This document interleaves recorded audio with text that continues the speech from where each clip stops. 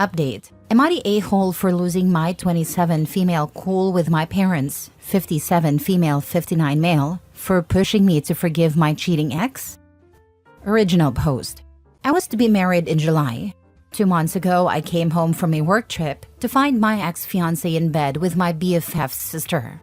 I kicked him out, canceled the wedding, warned him I would get rid of his stuff if he didn't come get it all, then weeks later dumped it all on a curbside with a free sign. Sold or donated or dumped everything he gave me, and pawned a ring. I blocked him everywhere. Called the cops on him when he showed up after I gave his stuff away, banging on my door. Called him again when he turned up at my workplace and made a scene, and called them on his family when they showed up en masse to plead his case. I didn't go scorched earth on ex-BFF's sister. I did tell her husband I caught her in bed with my ex. Last I heard, she'd been kicked out of the house and was back living with her parents. Ex-BFF tried talking me into giving them both a chance to explain, then got angry at me for ruining her sister's relationship, called me petty and cold-hearted. So I kicked her to the curb too. I don't want dishonest people that are blasé about betrayal in my life. This encounter no doubt simmered under my skin until I unleashed on my parents. Maybe that's the reason, because it lingered. I was so harsh with them. Last week, I met my parents for dinner. I took a date with me to the restaurant, hoping his being there would waylay any discussion about my failed engagement. My parents have been pressuring me to work things out with my ex. He's so sorry. I owe it to him to talk with him, give him 5 minutes to explain himself. She meant nothing to him. He made a mistake. I'm cruel for shutting him out the way I have. How could I call the police on him? How could I do the same to his family? His parents? They're good people. They didn't deserve to be humiliated in that manner. He's having a rough time. He's depressed. Everybody is worried about him. He loves me, really loves me. He's learned his lesson. It's time to grow up and forgive him. No, my date's presence didn't stop them from bringing it all up again. I lost my cool. Asked my father if he expected me to give my ex a pass every time he sticks his junk into anything that moves, like he does. I asked my mother how turning a blind eye to her husband's infidelity works for her. How does she hold her head up while having lunch with women that have slept around with her husband for years? Is that the kind of man and life she wants for me and my sister? For her daughters? I asked if they had any idea of the impact that knowledge had on me and my siblings growing up. Knowing that dad was late home from work because he was crewing his secretary. Knowing work weekend was code for dirty weekend with a woman not our mother. Did they not know why it was that of their 4 children, I'm the one that still talks to them? Do they not question why they were not invited to my brother's weddings? Why they have never met either of my brother's wife and children? Do they think my sister's silence is because she's being dramatic and throwing a tantrum? Really? I stood from the table, congratulated them on the loss of their last remaining child, and told them I hoped their arrogance, willful blindness, and misery was a comfort to them to their last breaths. Then I left. My date, I should have saved him for a proper date rather than an FU to my parents, took me to the nearest bar, let me cry on his shoulder while I proceeded to get very drunk, then made sure I got home safely. The next day, he messaged me to see if I was alive and sent a double cheeseburger, large fries, and a large Sprite over with DoorDash. I didn't block my parents, but I haven't heard from them. It's been a week and I've calmed down enough to feel regret. Not for what I said, but because I can see the looks on their faces when I made my final farewell. I crushed them, hurt them, especially my mother. Despite their faults, and there are many, I love my parents. I don't like knowing I hurt them. I'm feeling a lot of guilt about it. Am I the a-hole? Edit. I have yet to read all the comments, but from what I have seen so far, I think some details need to be cleared up. My date knew we were going to have dinner with my parents. He asked me out that morning. I told him I had plans for the evening and jokingly asked if he wanted to come along. I didn't expect him to say yes. I then informed him I wasn't serious, and anyway, it would probably be a little uncomfortable. And he said if needed, he could post bail. So there you go. He did not enter that restaurant unaware of potential drama. The people mentioned in my post are not the only people in my life. I have my siblings in my life. They didn't cut me off. My sister flew in to be with me just days after I discovered the cheating. And I have good friends. Friends who helped me pack up ex's things. Helped me to move it all down to the curb. A friend that found me a guy that paid a fair price for the engagement ring. I only mentioned ex-BFF, etc. because how they acted and what they were saying contributed to all those buried feelings that had been dormant for years coming out when they did, in the way they did. Top comments before reading the update 6 months later. Not the a-hole. Well, maybe to the date, but he seemed to take it well. Good for you for not taking back a cheater. What's wrong with all these people who think you should have? Seems like she has had too much experience with cheaters. No wonder she doesn't tolerate that BS. Not the a-hole. So many people say be the bigger person, but that's just straight up BS. They want you to turn a blind eye to betrayal, but no. Some of us find that to be a complete deal breaker. I'm with you 100%. Cut them all out of your life, because what's more important is your mental well-being and not giving closure or forgiveness towards those that hurt you. As for your parents, they made their choices, and now they have to live with the consequences of their crappy actions. Also, your date sounds like a good person. Regardless of how that turns out, he stood by you and gave you comfort food. That's a big plus in my book. I could maybe be the bigger person if he got me a burrito instead of the taco I wanted. Cheating on me in my apartment in my bed? Buzz off. Take your filthy butt out with the other piece of trash. Now 40 updates 6 months later. It's been a minute since I was here last. Life has been busy, work has been busy, and updating Reddit wasn't on my mind. Apologies to all those that continue to send messages asking for an update. I figure better late than ever. A quick recap. Lost my temper with my parents when they tried to push me to forgive and reconcile with my cheating ex. Some really hurtful and harsh truths were shared by me to them in the moment. Afterwards, I felt tremendous guilt. The regret started to eat at me. Where to start? First, a thank you to all who replied to my post. I try to read every comment, and though I didn't post for the validation most of you gave, receiving it did lighten the load a little bit. It didn't take away from the guilt I carried, but I was able to work through that to see that although my timing was off, what I said was absolutely necessary. Thank you, too, to some of those that sent me private messages rather than posting on the main thread. Having read your own stories of a similar upbringing, conversing with you has helped me to understand that my childhood and teens were traumatic. That those years left wounds that I'd never addressed until this all came about. Now for what has happened since. My mother left my father not long after my post. Maybe a couple of weeks after. She showed up at my apartment one night with her luggage. I can't explain how broken and pitiful she was. I brought her inside, held her, and my heart broke for her. I realized then that she had no one she could turn to. Absolutely no one. No family, no friends. I cannot help but wonder if she had been all alone for all the years of her marriage. And if me or one of my siblings had said something sooner, would she have had the courage to leave my father then? I'd never seen my mother, usually so dignified and unruffled, look so broken. It shocked me to see her that way. It worried me so much that I made her sleep in my bed with me. I called my siblings, and within days they all came to show support and love. Then it was me, my mother, and my sister sleeping in my bed. It was good for her to see that her children still cared. Because we did care. We did love her. It was the situation my siblings distanced themselves from. At first, my mother stayed with me. She was having a hard time of it. Years of humiliation, shame, and guilt ate at her. I was worried about her state of mind and didn't like to leave her alone. I couldn't take time off work to be with her every second of the day, so I took her to the shelter and we got her a dog. My thinking was, if she had something to take care of, it would distract her from dark thoughts. I was hoping for a puppy because they are playful and would keep her busy, but she fell in love with a 5-year-old mixed breed, and it fell right back. He's a goof.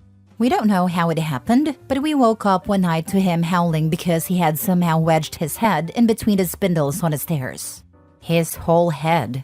We had to call the fire department to rescue him. Of course, my mother didn't think he was at fault, and she now refers to him as her baby. He adores my mother, though. My oldest brother moved some things around, then moved her across the country to live with him and his family. He thought she would do better if there was no chance of her running into Dad or one of his many women. He found her a therapist and that seems to be working.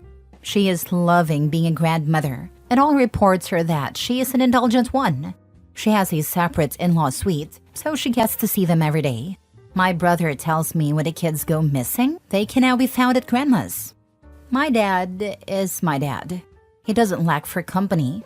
I had dinner with him not long after my mother moved across the country, where he introduced me to the new woman in his life. I reminded them both that I knew exactly who she was, considering she called my mother her best friend for all my life. Cue another awkward dinner.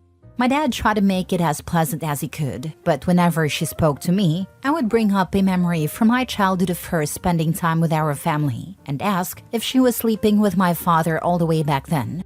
The next day, he called to tell me how disappointed he was with me. I felt it only fair to share my own disappointments. We argued for a bit. He tried to downplay all he had done over the years, tried to play the victim of his own actions. I ended up cutting the conversation short and blocking him. It was just over a month ago when he showed up at my door. I wouldn't let him in, and I'm sure that rattled him some. He told me he didn't want to lose me too. Say what you want about him, but he is my dad. I love him. I don't want to lose him either. He promised he wouldn't force me to interact with any of his women. So far, we have had a couple of pleasant outings that have gone well so far. I am cautiously hopeful that we can continue to be in each other's lives. As for me, well, I took that advice some of you gave me and I am in therapy. It is humbling to come to the realization that though you may think you're fine, you are actually not. It has been almost unbearable to face all that history and excruciatingly painful to dig through it all.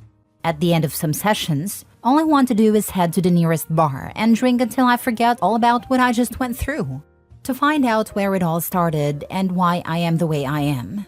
I think therapy is one of the most difficult things I have ever done. I don't know how some of you have been doing it for as long as you have. I also don't know why you do it so willingly. I'm a crazy nutter for listening to all you nutters in the first place. But it is helping. Now for the update most of you want. I cannot even tell you how many messages I continue to receive from people wanting to know about him. It was almost like you all were saying, "Girl, we don't care about whatever life crisis you're going through. Just tell us about the date." Well, I haven't replied to any of those queries because my post wasn't about him. Now, I figure in a roundabout way I owe you something because you all played a part in where we are today. I won't give you a rundown of everything that has happened between us, but I will give you a few things. He contacted me after seeing a podcast on YouTube. He sent me a link with a query, "Is this you?" It would be an understatement to say I was mortified. My mortification kept me from replying to him. I was so deep in my embarrassment that I didn't even bother to read the messages he sent me over the next couple of weeks. When I finally did read them, it was to find a whole heap of screenshots of people's comments. I'm going out on a limb by saying you don't need me to tell you the contents of the comments he was sending me. I eventually got back to him.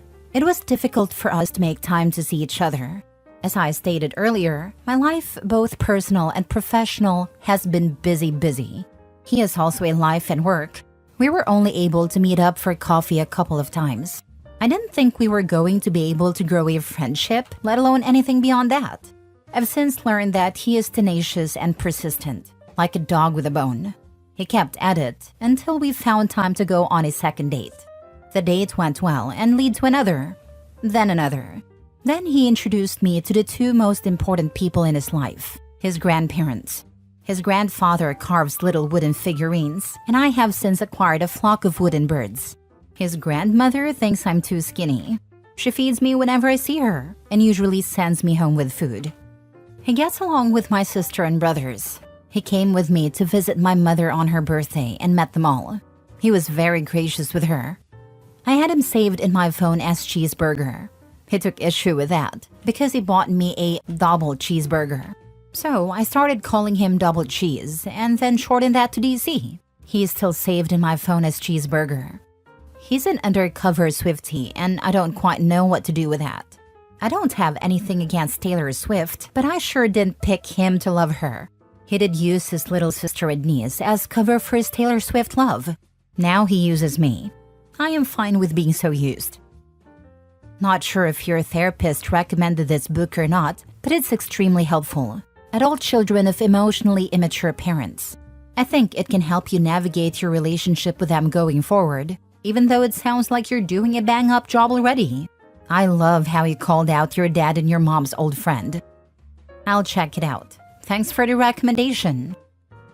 Last story. Am I the a-hole for refusing to help my sister with her kids after she slept with my husband? I, 29 female, have been married to my husband, 31 male, for 6 years. My older sister, 32 female, has always been someone I looked up to, even though our relationship has been rocky at times. She's married with 2 young kids, and I've always gone out of my way to support her and be the best aunt I can be. Okay, so last year, I found out that my husband cheated on me with her, sending nude pics, etc. I found out through these text messages. It completely broke me. When I confronted both of them, they apologized profusely, and my husband swore it was a mistake, and that he wanted to work things out. My sister cried and said it was a one-time thing, and that she was so ashamed. As far as I know, pics were exchanged, but nothing happened between them in real life. But honestly, I could never look at her the same way after that. I decided to try to make my marriage work, which looking back, I'm not sure was the right decision. But I completely cut my sister off. I didn't talk to her for almost a year. My family knows about what happened, but they've tried to brush it under the rug, saying people make mistakes and that I should forgive her because she's family. Now here's where things get messy again. My sister's husband had to go away for work, and she's been overwhelmed taking care of their kids on her own. She reached out to me, begging for help. She said she's exhausted and really needs a break, and that her kids miss me. I told her no. I'm still furious about what she did, and I don't feel like I owe her anything after what she put me through. She started crying, saying she's sorry and that I'm being cruel for punishing her when she's already feeling so guilty. My parents are now siding with her, saying that I'm being heartless and that I need to let it go for the sake of the kids. But honestly, I just can't. The betrayal was too deep, and I'm still working through the pain of what happened. I feel guilty about not helping her kids because I love them, but I don't want anything to do with her right now. So, am I the a-hole for refusing to help her even though her kids are innocent in all this? Now for the top comments. Let your parents help her out if they care so much. Maybe a part-time babysitter or something, but not your problem. Many of us raised kids with no family around to help at all, so it can be done. Not the a-hole. Yeah, not the a-hole. Your sister crossed a major line and you're still hurt. You have every right to set boundaries, and just because her kids are innocent doesn't mean you owe her anything after what she did. It's not your responsibility to help her, especially when you're still trying to heal. Your sister. She betrayed you in the very worst way you can hurt someone. Where was her family loyalty when she was sending him nude pics? How disgusting. Morals of an alley cat. And now when she needs a babysitter, she's come crying to you? Nope. No way. Actions have consequences. This is it. Not the a-hole whatsoever. You don't owe a damn thing, including forgiveness. She betrayed you in the most horrible way. Your husband? He deserves the same. I don't know where the two of you are at in fixing your marriage, but I don't think he deserves the chance or the forgiveness either. He is just as guilty as your sister.